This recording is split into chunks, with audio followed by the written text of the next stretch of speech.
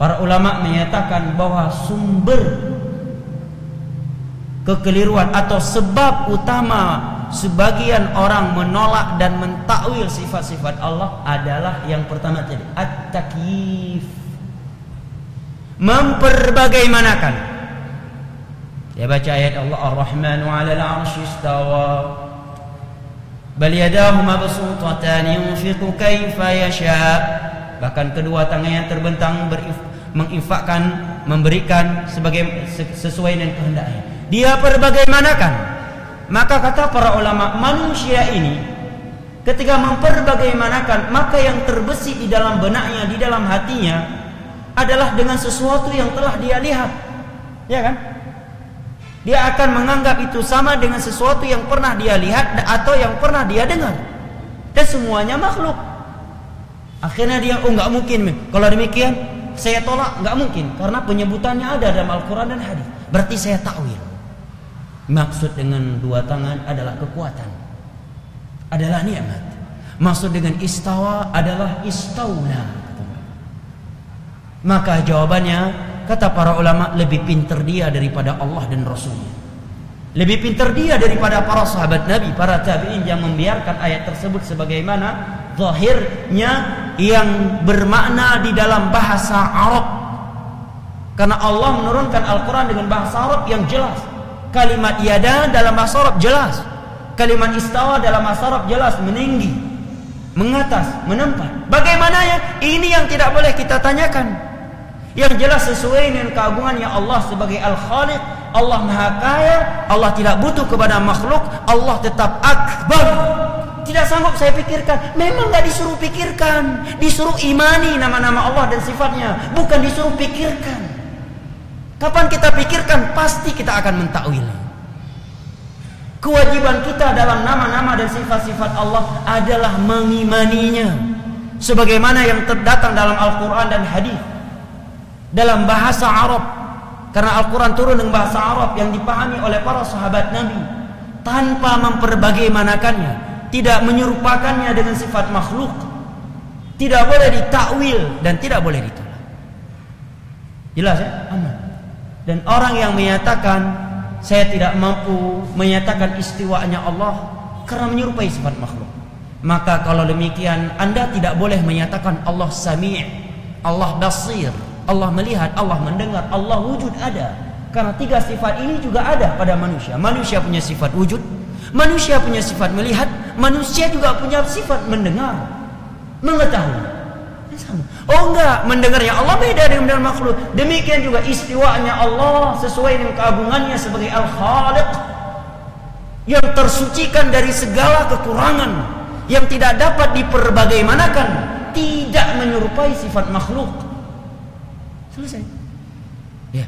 Tapi kalau dia takwil sebagai sifat, ya terima sebagai dia kontradiksi. Makanya betul ulama salaf katakan, man khalafa sunnah tanaqad, orang yang menyelisihi petunjuk salaf dalam agama banyak kontradiksi dalam dakwahnya, dalam pemahamannya.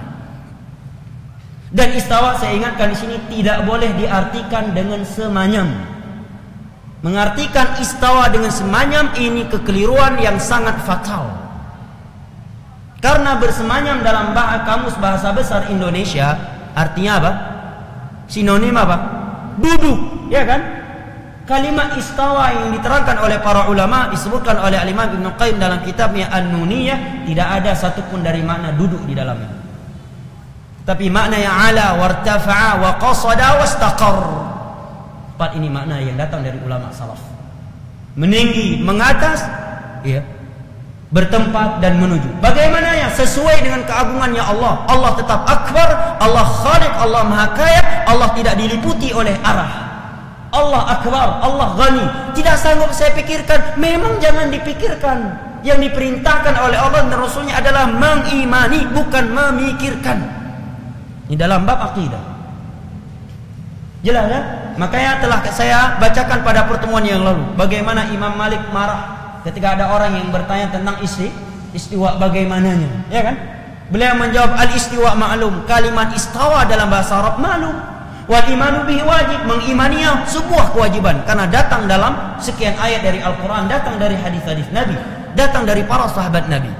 Wal kaifu alu maju. Bagaimananya kita nggak tahu karena Allah tidak memberitahukan kepada nabinya. Nabi pun tidak memberitahukan kepada para sahabatnya bagaimana istiwanya Allah. Dan para sahabat pun tidak memberitahu kepada para tabi'in. Tabi'in juga tidak memberitahukan kepada kami. Wasu'alu anhu bidah, menanyakan bagaimananya istiwanya Allah, ini adalah bidah. Karena Nabi tidak menanyakan kepada Allah. Nabi lebih cerdas, Nabi lebih semangat. Sebagian orang bertanya, baik kalau kita katakan Allah beristiwa di atas syaraf, lalu di mana Allah sebelum menciptakan langit dan bumi? Karena Allah menerangkan dirinya beristiwa di atas syaraf setelah Allah menciptakan langit dan bumi. Kalau demikian, di mana Allah sebelum menciptakan langit dan bumi? Na'udzubillah dari perkataan yang seperti ini. Kata para ulama, qif min haitsu waqaf. Berhentilah kamu di mana Nabi, para sahabat, ulama salah berhenti di situ dalam bab akidah. Nabi turun kepadanya 7 ayat dalam Al-Quran yang menerangkan istiwa Allah. Nabi tidak pernah bertanya, Allah di mana engkau sebelum menciptakan langit dan bumi. Nabi membacakan ayat-ayat istiwanya Allah kepada para sahabatnya. Tidak ada satupun sahabat yang bertanya, di mana engkau kalau demikian sebelum menciptakan langit dan bumi. Para tabi'in, orang-orang yang cerdas, orang-orang yang memiliki semangat tinggi dalam beragama, tidak ada satupun yang bertanya kepada para sahabat, kalau demikian di mana Allah sebelum menciptakan langit dan bumi. Kata Imam Malik, menanyakannya adalah bid'ah. Ini kata Imam Malik. Ini bab asma wa sifat. Berulang kali saya tekankan ini karena penyimpangan dalam bab asma wa sifat sangatlah banyak. Ya. Penyimpangan dalam tauhid uluhiyah banyak, tetapi lebih banyak lagi kata para ulama dalam bab asma wa sifat. Banyak orang bagus tauhid uluhiyahnya, dalam bab asma wa sifatnya dia mumatsilah, dia mu'attilah, dia mulhidah. Dan telah ada kitab-kitab akidah seperti kitab At-Tahawi disyarah oleh Al-Imam Ibnu Abil Is, beliau terangkan sejarah terjadi penyimpangan dalam bab asma wa sifat.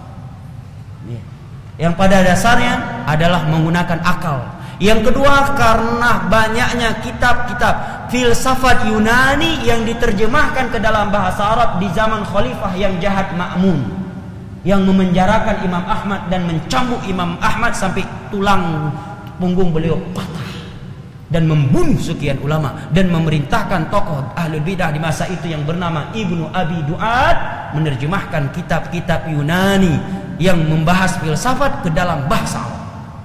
Ini sumbernya.